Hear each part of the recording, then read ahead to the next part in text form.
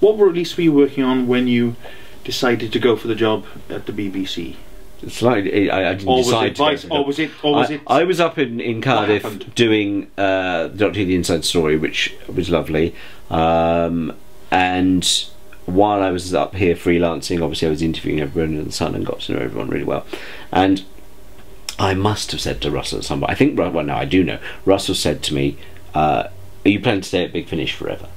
And I went, I don't know, you know, it's been a long time, and oh, you know, I'm getting old and I'm getting past it, and maybe I should do something new. My brain going, of course I'm going to be at Big Finish forever, because there's nothing else I've got in my life, and my life is empty and vacuous. And he said, what do you want to do? And I said, well, you know, I always wanted to be a director, I always wanted to be a producer, I'd love to be a script editor, and we just chatted about life in general. And 2 days later, I get this email from a guy I don't know at BBC Wales saying, oh, Russell's given me your name. He says, you're quite interested in script editing. When are you next up here doing some interviews for the book? Because I'm in that office and we could just have a chat. Oh. I went, fine, that sounds a great idea. Woo. So I went up, ironically, the following Monday, because I was coming up here about 4 days a week, I think, at that point, to do the book. And so I went in and I met this guy Matthew, and we were going chat about script editing, about Big Finish, about drama, the whole me rabbiting on, much like I've done for you, just, you know, the gospel according to Gary Russell.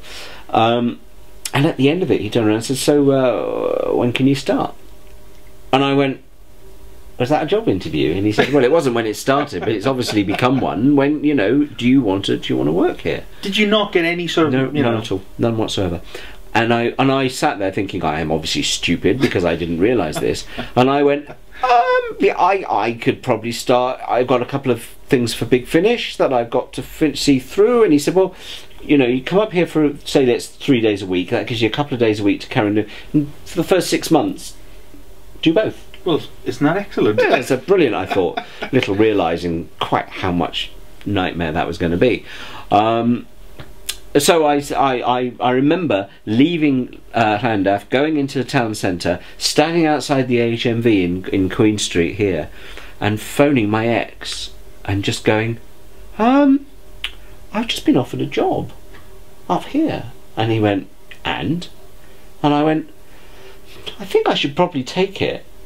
And he went, yeah, I think you probably should. And I was like, I just needed someone to tell me that I was doing the right thing. And he went, yeah, yes.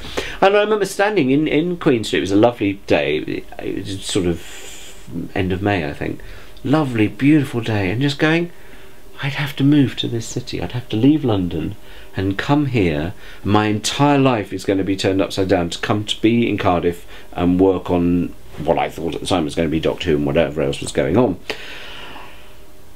And less than 30 seconds later, I'd gone, fine, I'll start looking at places to live, I'll start clearing stuff out of that. Do you know, it wasn't an option. It wasn't a case of going, oh, what am I leaving behind? It was like, no, I'm coming to Cardiff. This is the most amazing city. I want to be here. So I went back, and the next day I'm sitting in the Big Finish office, and I told Ian Farrington, who I work with, exactly what had happened. And he kept looking across the office at me going, have you phoned Jason yet? And I'm going, oh, I'll phone Jason in a minute. So time you phone Jason? Shut up. And in the end I phoned Jason and I said, I've got something to tell you. And Jason went, oh, Russell's offered you a job, hasn't he? And I went, how? And he went, because it's the only reason you would phone me in that kind of tone of voice. He said, you only phone me in that tone of voice for two things. One, you want money, or two, you're going to leave.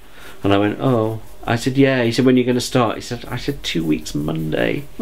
But I explained the whole kind of still going to do things. So to get back to your question, the last things I did for Big Finish were The Gathering and The Reaping double bill and the I, Davros miniseries. The last thing I did properly, I think, was Year of the Pig.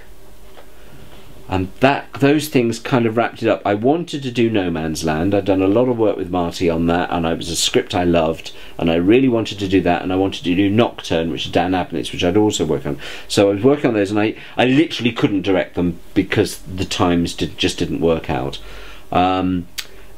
Circular Time, which was Paul and Mike's story I'd commissioned. it hadn't got very far, so it was quite easy to pass that one over. And there were a few other stories that were floating around, some of which Nick's team did and radically changed.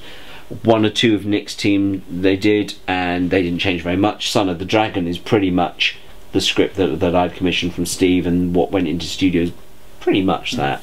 Other things like Absolution and Girl Who Waited, not Girl Who Waited, that's one of ours, isn't it? The Girl Who Wasn't There, and there was a Colin Brake one, the final title of which I can't remember what they called it, but it was The Mind's Eye, I think, when I commissioned it. They were all radically changed. And there were other stories. There was a Stephen Baxter story that got dropped. There was a really good one, I think, set in the Indian Raj that was dropped. There were a few things that, you know, understandably, Nick didn't want to just pick up what would have been a year's worth of my pre-commissioned scripts and go with them. So he paid a lot, bought a lot of them off and went, not happening. 3 or 4 of them he said, I'll do that one, I'll do that one, I'll do that one. And then he went on and did all his own stuff very quickly, and he commissioned Renaissance of the Daleks from Bidmead, and then, you know, so basically everything from that, and that's when they changed the front cover design and everything. So there's a marked point, yeah, where it goes from being Gary Russell's Big Finish to Nick Briggs's Big Finish.